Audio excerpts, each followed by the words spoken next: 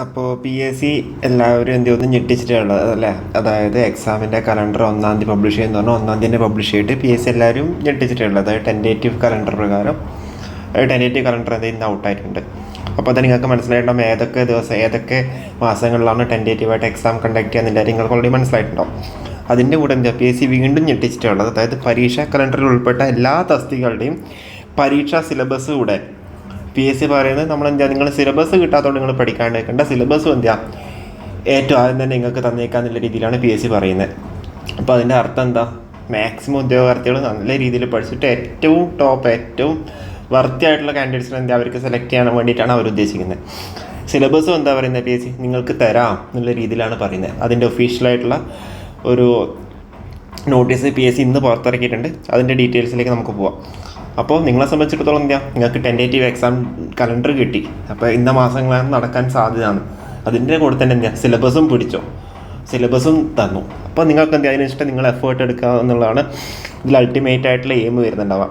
അപ്പോൾ ഇത് നമ്മുടെ പി എസ് സിയുടെ പ്രസിദ്ധീകരണത്തിന് വിട്ടതാണ്. അതിൽ വാർഷിക കലണ്ടർ പ്രസിദ്ധീകരിച്ചു എന്ന രീതിയിലാണ് പറഞ്ഞേക്കുന്നത്. അപ്പോൾ നമുക്ക് അതിൻ്റെ കൂടുതൽ അപ്ഡേറ്റ്സിലേക്ക് പോകാം. ഇന്ന് പുറത്തിറക്കിയ ഒരു പത്രക്കുറിപ്പാണ്.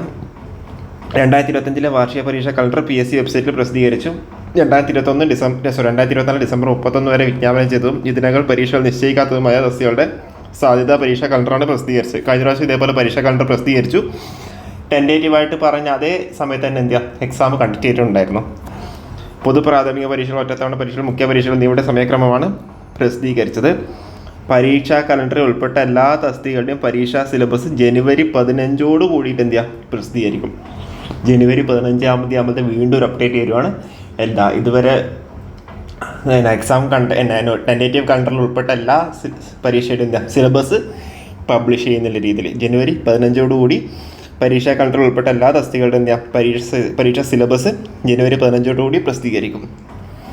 അതേപോലെ പിന്നെയുള്ളതെന്ന് വെച്ച് കഴിഞ്ഞാൽ പൊതു പ്രാഥമിക പരീക്ഷയുമായിട്ടുള്ള ബന്ധപ്പെട്ട കാര്യങ്ങളൊക്കെയാണ്. ഇപ്പോൾ ഓൾറെഡി സെക്രട്ടേറിയറ്റ് അസിസ്റ്റൻ്റൊക്കെ സിലബസ് അവിടെ പ്രസിദ്ധീകരിച്ചിട്ടുണ്ട്. ഇനിയിപ്പോൾ നമ്മൾ ടെക്നിക്കൽ ആണെന്നുണ്ടെങ്കിൽ അത് പെട്ടെന്ന് തന്നെ പ്രസിദ്ധീകരിക്കുന്നുള്ള രീതിയിൽ തന്നെയാണ് അവർ പറഞ്ഞേക്കുന്നത്.